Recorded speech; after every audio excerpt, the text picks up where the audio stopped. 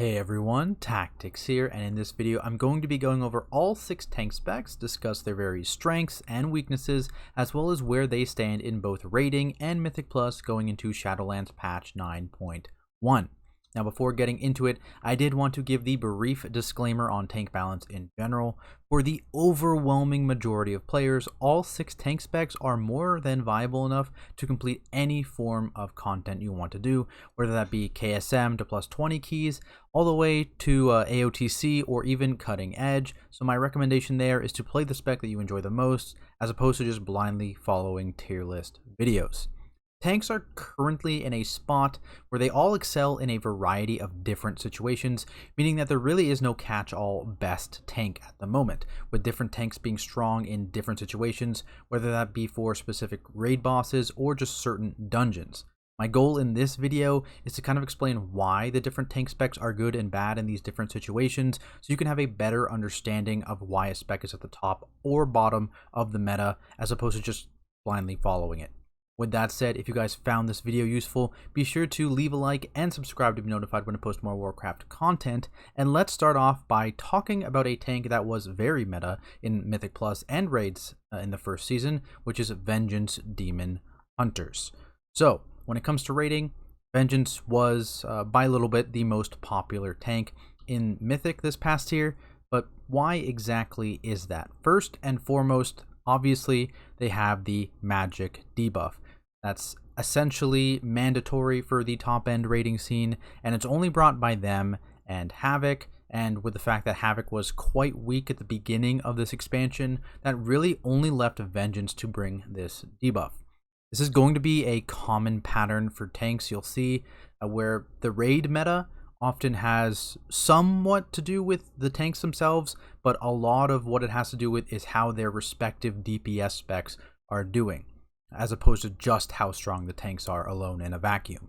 Going into this coming tier, Havoc is looking way better than it did in 9.0, and on top of that, they have access to a raid cooldown in Darkness that for some reason Vengeance doesn't have, and because of this, I think it's likely that Vengeance is going to kind of revert to what has kind of happened historically. If you're looking at the raid scene where the debuff was always pretty much brought by Havoc, I can't remember a time where it was brought by Vengeance except for this tier recently. And I mean, there's a reason for that, right? And the reason is Darkness. Because when the two specs, they bring the same debuff, it's mandatory, but one of them just gives you a raid defensive and the other doesn't. It's very hard to argue to take the one that doesn't give you the raid defensive. Now, that's not to say that Vengeance is a weak tank. They're definitely looking quite strong going to 9.1 and are more than good enough for CE, but in terms of being the meta raid tank like they were in 9.0, I think they're going to be giving up at that spot. When it comes to Mythic Plus content, they are a much more attractive option with exceptional burst AoE damage from things like Elysian Decree, combined with very good mobility as well to get in and out of packs quickly when kiting is needed. This could get even higher in 9.1 as well, with the introduction of a cooldown reduction trait on the Mechanicos soulbind for Kyrians, which can actually lead to a build where you have a 24-second cooldown Elysian Decree, which is it's just a lot of AoE damage. Definitely it's something that'll be interesting to see. It might end up being relegated to like more lower keys if you need the higher durability pushing up, but it's interesting nonetheless.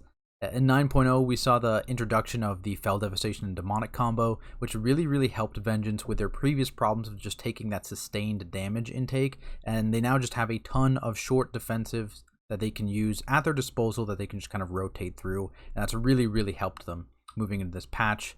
They're not the most durable tank out there still, but I think this is definitely the best Vengeance has been in years, which is really nice to see.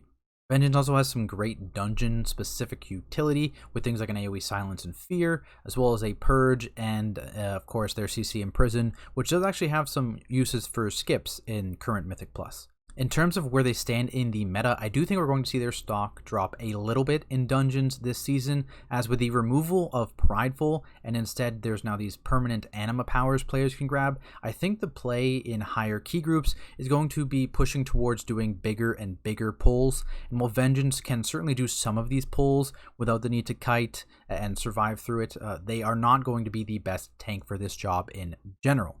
As I mentioned at the beginning of the video though, this is going to be dungeon dependent, and at least currently there are some dungeons where this strategy definitely won't work, making Vengeance a solid choice and something you might see in future events like the Great Push, where we see a lot more diversity in specs used, because obviously the whole gearing gate is no longer there on tournament realms. But at least for live keys, I think the tank spec used for the higher push groups are going to be ones that are more generally better in more dungeons, and I think that's going to lead us to our next tank spec, Guardians. First though, let's do our little recap for Vengeance, strengths and weaknesses. So we have burst AoE dam, right? Big burst. We also have mobility, big strength for them. They have raid buff,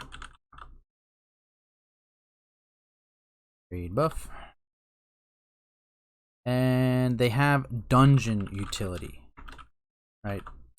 Outside of their raid buff, their raid utility is pretty much non-existent. I think we saw their fear being used on literally one fight in Sun King, and that's about it. In terms of weaknesses, they are definitely pretty lacking when it comes to single target damage. And then, of course, the big thing for raids is that they just don't have darkness. Right, much bigger deal in raids than is Mythic Plus, as things like darkness, things like AMZ, they do not have the same value moving from raids to Mythic Plus. This is much more of a raid point, not so much a dungeon point. But that is where Vengeance stands. Alright, Guardian Druids. I think they are poised to take the top spot in Mythic Plus for tanks. And a big reason for that, as I just mentioned, their insane durability. By far the tankiest tank out there. As I mentioned, the removal of Prideful, I think, is going to end up in some different routing decisions, namely just pulling bigger because you're no longer restricted by that 20% pull count to spawn your next Pride, which could result in just absolutely ridiculous big pulls, which bears can pull off thanks to the combination of their Ursox Legendary and Incarnation, allowing them to be essentially invincible for 30 seconds at a time every 3 minutes. While they may not have the same damage output as a spec like Vengeance, being able to pull more mobs and also just straight up face tank them helps make up for this difference, I think, as I think a lot of people underestimate how much DPS is lost by the tank having to kite. For example, if you look at Prot Warriors 8.3, them just face tanking, people are able to do way more damage because the mobs are stationary, that kind of thing. Aside from their durability though, they have other strengths. They have a ton of dungeon specific utility. Again, another situation just like Vengeance where they don't have great raid utility, but for dungeons they have stuff like Soothe, they have a Poison and Curse Dispel, a Battle Res, various CCs to keep mobs locked down, and they're really no slouch on the damage department. They just aren't quite on something like Vengeance, something like Prot Paladins level in AoE. In dungeons, they also can't really take advantage of cat weaving like they do in raids, but chicken weaving with Convoke is definitely present and likely to remain quite strong. A strategy we saw in the first season was First Strike using on Pridefuls, and you just immediately Boomkin Convoke onto the Pridefuls and you do a ton of damage.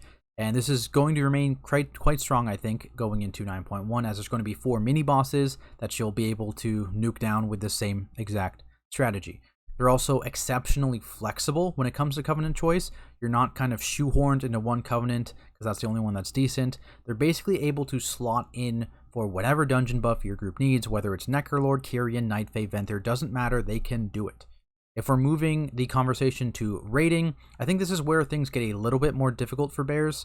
Despite being the most durable tank in the game and only losing out in general on damage to Paladins, it's going to be very hard for Bears to break through as the meta raid tank. The main problem with Bears right now is they bring absolutely no raid utility. And before you all start commenting Stampeding Roar, yes, I am completely aware that it exists, but when you have specs like Boomkin that have access to it, when you have classes like Shaman that have access to it, that are staples right now in raid, I think you're not really going to miss not having the Guardian Stampeding Roar. It's not something that's going to have a big impact on your raid. Really, the only way I see Guardian Druids having a raid spot, at least in the top guilds, requires 2 things, I think, to be true, given the current state of tanks. First off, all of the raid buff DPS specs need to be good. Well, all but one, seeing as you have 2 tank spots, so that's DPS Warriors, Windwalker Monks, Havoc Demon Hunters, as well as either Ret or Holy for Paladins, which honestly, in my opinion, is currently true. So that's one criteria met.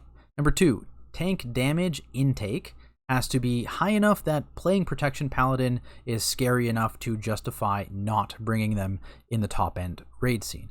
And this is the point that's a bit more up in the air and is likely something that we won't really know until Heroic Week rolls around and we get to see how the bosses are with their final tuning. A great example of this actually would have been Castle Nathria, the first tier, where Denathrius on Mythic early on at lower gear levels was just absolutely crushing tanks, and you would have had a pretty rough time as a prot paladin at lower gear levels. Again, though, this is talking about the top guilds. For those of you that are getting to Denathrius at like 226 eye level, this is not a problem for you. Literally every tank spec can do that fight at that point. It just, at lower gear levels, right, you're talking like 220, maybe even a little lower, it would have been rough for prompt paladins to survive that fight. They would have been able to do it for sure, but would that extra damage have been worth the extra wipes because of tank deaths? And I think the answer for Denathrius is pretty definitively no. But is that going to be the case in Sanctum of Domination? Of course, tuning can change before release, so nothing is certain, and we'll likely find out again, like I said, on the week heroic releases, how bosses are tuned. But if I had to make a prediction right now, I'd say that this condition won't be met. I don't think the bosses are hitting extremely hard. There's no real standout like Denathrius was, but we'll have to wait and see what everything is like. Guardians are still very strong in a raid environment, though, especially on fights where they're able to catweave. As I mentioned, on single target, their natural sturdiness kind of allows them to use a DPS legendary in draft. And there's also a new interesting combination, I think, for Kyrian Guardian Druids in particular. Again, bringing up that Mechanicos CDR trait I talked about for Vengeance. Basically, combined with their new legendary for Kyrians, they're able to give passive stats to their bonded partner, double during an empowerment, and if you're able to hit several targets, you're able to get the CD all the way down to about 30 seconds, which ends up being a ton of stats. Problem, it's only one other raid member, so I can see it situationally being maybe the best choice for overall raid damage in these top-end raid groups, but in terms of trickle-down effect, I don't think it's going to end up being the go-to Guardian Legendary in raids. So let's recap Guardian Druids. We have durability. Right. Definitely the most durable tank. We also have, I guess, single target dam. Single target downtime dam? Let's call it that. It's weird. We'll call it that, though. But that's basically being able to catweave. Yeah, let's just call it catweave dam. Catweave dam. Next, dungeon utility again. There it is. In terms of weakness, they, of course, 0 raid utility. Nothing at all in that department. No cooldown, no raid buff, nothing like that. And that's kind of where Guardians stand. Alright, so now that we've mentioned them a little bit, let's finish the conversation on Protection Paladins. They certainly have a reputation for being the squishiest tank in the game, and honestly, relative to the other tanks, again, relative is the important term there, they definitely are the squishiest tank. Though in some cases, this may be blown a little bit out of proportion. They got some help back in 9.0.5 when all tanks except Vengeance got that flat 10% DR increase, and with Paladins being the least durable tank, they were the biggest benefactor of this buff relative to the other tank specs. In terms of what they actually bring to raid, they actually have a ton of tools. Their main issue is that they don't bring a ton of unique utility as everything but spell warding, which is a great spell, by the way, and could possibly basically enable certain strategies, but everything else that they have can be brought by either Ret or by Holy, and with how good Holy is right now, and honestly even Ret is in a respectable spot, Prot Paladin is going to have to rely on other strengths because it's likely you're going to have at least one, maybe even 2 other Holy Paladins in the raid bringing that same utility. Right now, that strength for Paladins is just bringing absolutely insane amounts of damage. Right? That's what they're currently doing. Single target, AoE, doesn't matter. Prot Paladins on the top. Their off healing's nothing to scoff at either. Pretty solid in that regards, and honestly, how could we forget about Ashen Hollow? It's just as insane for Prot as it is for Holy. Having an extra Ashen Hollow in high-end rating is insane. It's fantastic. Similar to Guardian Druids, getting their raid spot does kind of rely on the state of the other raid buff specs, and while they may also have access to a raid buff technically with their 3% DR, as I mentioned, it's definitely already going to be covered by a Holy Paladin given the current state of things, so it doesn't really give that a tick under Prot Paladin's box. As I mentioned though, the DPS specs covering your raid buffs are actually all in decent positions right now, so I think it's very possible, given the current damage levels of Paladins, if they're just too high to pass up on, and assuming they can live, they're in a pretty good spot to get a raid, one of these tank spots in the top end of rating. If we move on to Mythic Plus though, I don't see them being in the top even 3 tanks for that kind of content, because as I mentioned, based on what we've seen on the PTR with the new affect, and importantly the removal of Prideful, tank durability is going to be extremely important in 5-man content, and I think groups will wanting to push higher keys.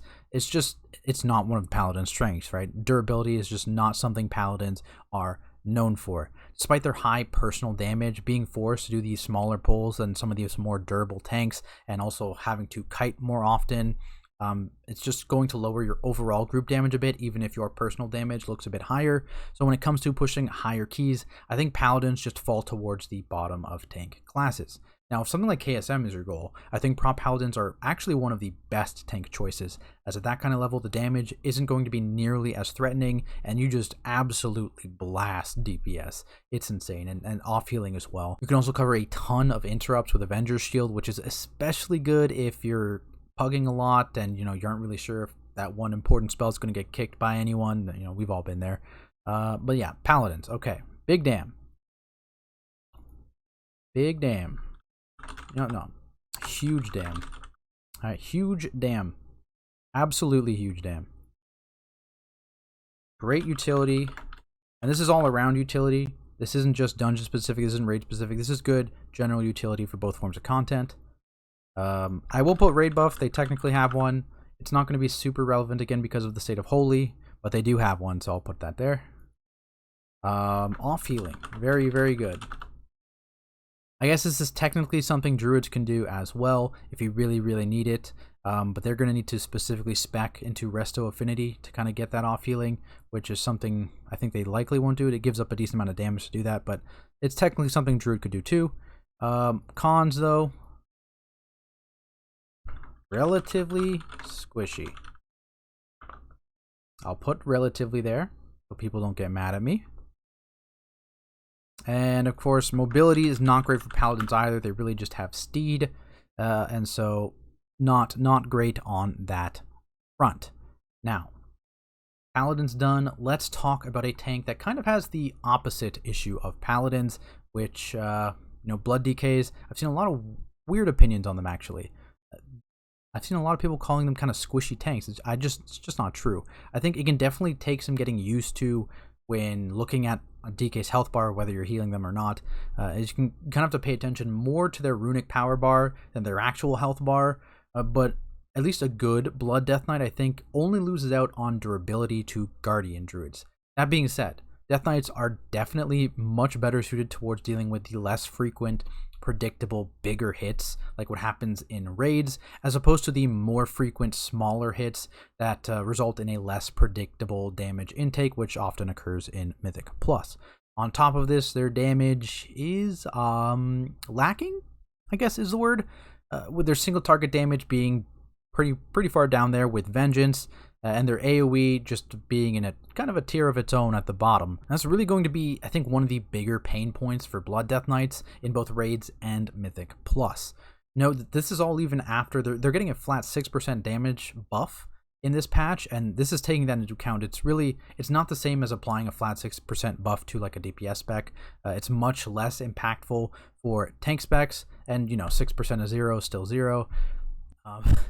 Don't get mad at me, Death Knights. I know it's not that bad, but really though, 6% is not enough to close the gap. For dungeons, because the damage patterns can be a little bit more awkward for Death Knights to handle, it often results in them needing to kite packs more often and earlier even than tanks that we've previously mentioned, like Vengeance Demon Hunter, like Guardian Druid, but it's not like they're doing an insane amount of damage to kind of make up for that, like prop Paladins do, and so it kind of puts them in a very weird spot where they don't really bring anything unique. They aren't the best at anything in a dungeon environment, and it's just kind of sucks for DKs in that regard. They still have solid mob control, right? They have grips, they've got stuns, they have a battle res, but something their biggest utility in raids anyways right now is AMZ.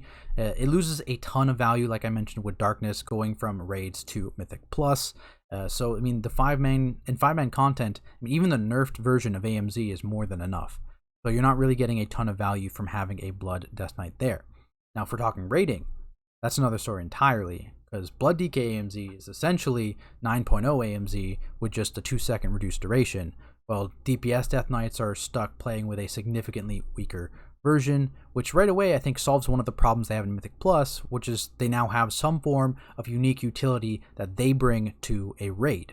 On top of this, as I mentioned earlier, in a raid environment, DKs are just ridiculously durable. Definitely the least healer reliant of all of the tanks, which, I mean, as a tank player, it feels really great to play. I'm going to be honest, like it's really nice knowing that you are in full control of whether you live or you die, and you don't need to rely on anyone else. That being said, we come back to the damage issue, even for raids, and at least for higher ranked guilds, this is a real hurdle that you have to try and get over to justify bringing a Blood DK, because realistically, if you really want AMZ, you could opt to bring, say, 2 Unholy DKs, and you can just bring one of the higher DPS tanks, and that's likely to net you a higher overall raid damage because of the gap between the higher tanks and Blood DK, and because there's not a huge gap between Unholy DKs and, say, a higher DPS spec. Again, this is more of a thing for top ranked guilds at the moment. I think mid to lower ranked guilds, your tank DPS is probably never going to be the reason you wipe on a boss or you can't kill a boss. But for guilds at the top, I think not having a mandatory raid buff and having poor damage, it's just too much of a double whammy, and I think it's just too much to justify slotting a Blood Death Knight in. That being said, they are still an exceptional tank for Mythic raiding in general. So, strengths and weaknesses. Predictable, damn. Alright, I'll fix the A's. I'm sure it's bothering someone. Alright, predictable, damn. Not healer reliant. Not healer reliant. Alright, very good. Real AMZ.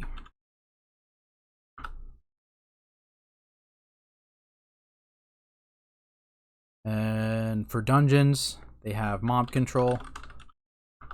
And actually, something I didn't mention, for vengeance as well, there's also cheat deaths, right? Cheat deaths are pretty valuable, especially with the new cheat death trinket is going to be, I think, maybe fine for raids, but not super great in dungeon content. Wearing a Lars might happen, actually. The 226 one from Sun King, that might actually happen, but both Death Knights and Vengeance have a cheat death. So I think that's decent enough to warrant me putting it on both of them. Cheat death. Definitely something to note. I believe, yeah, they're the only two that have a cheat death. Definitely very useful on progression and very useful in Mythic Plus as well. Now, problems. Low dam, like I mentioned. Low dam. And similar to Paladins, they have a bit of a mobility problem. Mobility. They also problem dealing with unpredictable dam, we'll call it. Right, the more spiky damage profiles, they definitely struggle on a fair bit. From there, let's talk about Brewmaster Monks, a very popular spec in Mythic raiding for years, but less so when it comes to pushing higher keys. For raids, they obviously provide the important Mystic Touch debuff.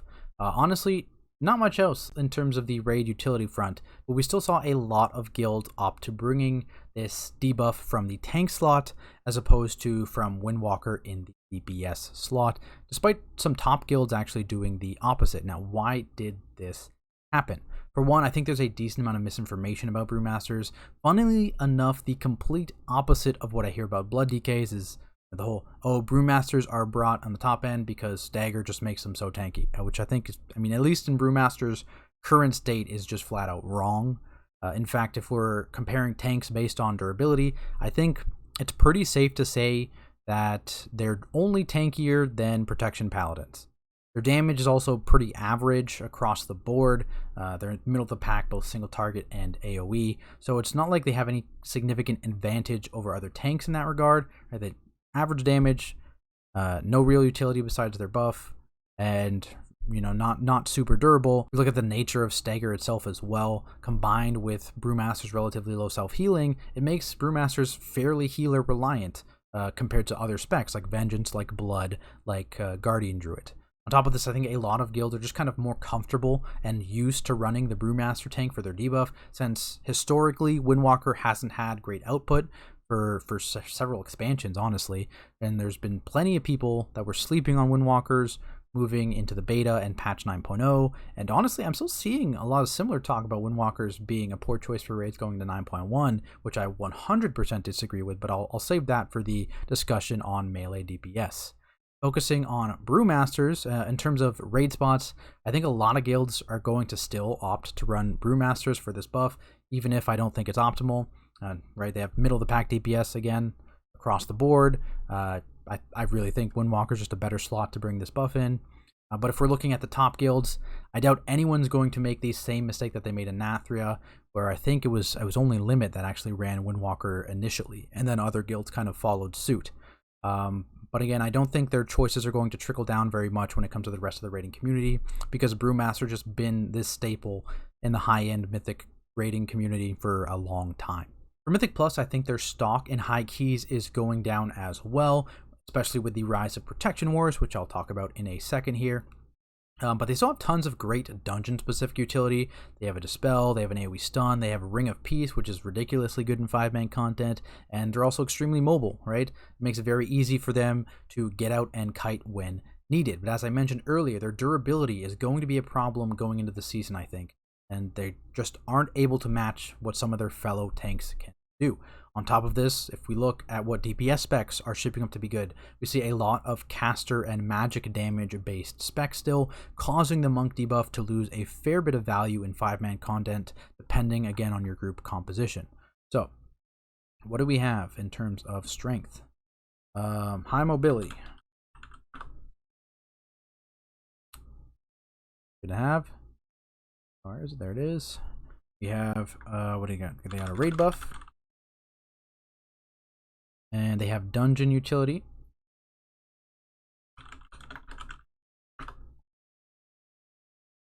Kind of average in terms of damage, as I mentioned, and a little bit low on the durability side. Healer reliant as well. And just lower durability. Again, relative to the other tanks. Alright. Last up, Protection Warriors. They saw a huge hit to their usage both in raids and Mythic Plus with the release of Shadowlands, and I think a lot of this was due to people being scared by the mountain of nerfs that they got with their whole talent tree rearrangement going into the expansion. But, I mean, to be fair, Prot Warriors historically have also tended to struggle early on in the expansions, largely in part to reduced haste values leading to lower shield block uptimes, and honestly they did have a bit of a rough go at it in this expansion until the introduction of the Reprisal rework in 9.0.5. Going into 9.1 though, with this new legendary behind them, as well as increased gear levels, shield block uptime should be significantly better than it was in 9.0, and it's only going to get better as the expansion goes on. Shield block is just hands down the best form of active mitigation available to any tank, and so the closer Prot Warriors get to 100% uptime on it, the more unkillable they're going to become. This does of course have some drawbacks. Shield block only works against blockable damage, obviously, and while some fights do have a ton of blockable abilities, others only have like auto attacks, which can swing things in and out of Warrior's favor a little bit. Spell reflection is similar, being absolutely insane on some fights and then next to useless on others. A great example, the final 2 bosses in Castle Nathria, where very, very few uses on Stone Legion generals to use spell reflection, but then man, it was so good on Denathrius. A big mitigation weakness that Prot Warriors have is sustained magic damage as well as bleed damage, right? They have spell reflection to deal with the large reflectable individual hits, of magic damage, or even for short bursts of non-reflectable magic damage with its 5-second duration. But if they're getting constantly hammered by magic damage, they can struggle a bit.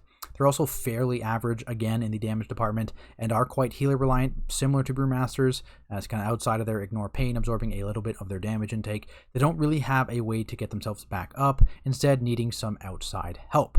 They still bring a raid buff in Battle Shout, and on top of that, they have a defensive raid CD in Rallying Cry, which has historically been a little bit hit and miss, right? Usually being kind of just an okay raid CD, but we saw some exceptionally strong uses for it in Castle Nathria, thanks to good spots to use it on all of the last 3 bosses in the raid, as well as a conduit, which drastically increases the strength of the CD. It's insane how good that conduit is. It's like a 36% upgrade to the health and duration of it in 9.1. Absolutely nuts. But yeah, we're going to see some strong potential for it, I think, on fights like KT and Sylvanas and Sanctum, so it'll be good to have at least one of those, and maybe more if you opt to run Fury Warriors as well alongside them. For the top end, they also have the Necrolord banner, which is another thing I doubt is going to trickle down very much from the top end rating scene, but it's a little finicky to use, but it's definitely going to be, I think, a net raid damage increase. It's just going to be showing up on someone else's meter instead of yours. But it is certainly an overall raid damage increase, so I can definitely see the top guilds using that. If we look at Mythic Plus, in Season 1, Prot Warriors were just straight up the lowest population tanks across the board, from like +5s all the way to +20s and beyond. And a big reason for this goes back to what I said initially. Low shield block uptime makes Warriors feel just really weak. And frankly, anyone who played Prot Warrior in 8.3 and then they played it again at 9.0, it just felt bad. There's no other way to say it. It just really, really felt bad going from 8.3 to 9.0, specifically for Prot Warrior. Reprisal getting added in 9.0 was also huge for them, but it was a little bit too late to kind of change the community perception for Season 1. And I would expect them to do some great things in Season 2, though, as their significantly higher shield block uptime will allow them to kind of rival bear pull sizes in certain places, not everywhere. But basically in places where the damage is mostly blockable. And again, I'm calling back a lot to it, but if you recall in 8.3, the meta was basically Warriors doing just that. They're just pulling big and just tanking it with their face with shield block. And while they're not quite at that point yet, the further we get into the expansion, I think the closer we're going to get to Warriors being at that point. So, let's see. Blockable damage.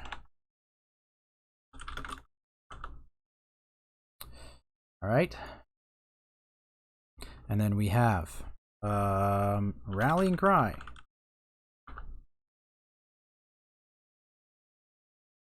And from there, we also have a raid buff.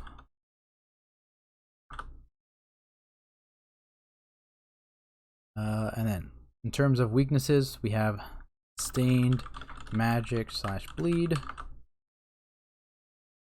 Go down there so you can read it. And then I think Healer Reliance, similar to Brewmaster. So, putting this all together, where do I think things stand? For raids, I think all 6 tanks are actually in a great spot. I'm not just saying that. I think each bring some sort of value and some sort of argument to be brought into even the top-end raiding guilds. If we're looking at these top guilds, though, I think Prot Warrior is likely to be a solid choice, right? A source of a raid cooldown in Rallying Cry, as well as a raid buff in Battle Shout. That's very, very important to have. And I think alongside them, we might actually see something like a Prot Paladin or a Guardian Druid, depending on what the final boss damage tuning turns out to be. Because again, I think the state of all these other DPS specs, bringing these raid buffs for Windwalkers and for Havocs, I think they're in a good spot. So I think it's very, very plausible that you bring the DPS specs as opposed to the tank specs in the situation, and you bring the higher DPS tank spec to just give you a higher net raid damage. I wouldn't be surprised to see Brewmasters remain a popular pick in Mythic raiding in general, despite them being fairly uninspiring. And I think, honestly, Vengeance population is probably going to drop a fair bit, despite them still being a decent option. If you look at Mythic Plus, I think there's a very clear top 3 for high keys, with Guardians at the top, and then both Vengeance Demon Hunter and Prot Warriors just hot on their heels. This is largely due to a meta change with the loss of Prideful and addition of permanent anima powers, which I believe will lead to top-end groups pulling as big as possible after getting these powers, and really no tank spec does that quite like Guardian Druids. Though, again, I think if we see an event similar to like a Great Push in Season 2, I think all three of these tank specs, Guardian, Vengeance, and Prot Warrior, are going to be represented there. But that does wrap up this video, guys, and our talk on how the different tank specs are looking in patch 9.1. Remember, if you enjoyed the video, be sure to leave a like and subscribe to the channel to be notified when I post more Warcraft content like it. I'm currently working on 9.1 videos for both melee DPS and ranged, so keep an eye out for those. If you're interested in the healing stuff, I've already posted that video, and you can find it linked in the description below or over on my channel. If you want to keep up to date with me, you can check out my stream on Twitch at Tactics, where I stream Mythic raiding, as well as high Mythic Plus keys, all from a tank point of view, so feel free to stop by and say hi. That's all for now though, guys. Thank you all so much for watching, and I will see you in the next video.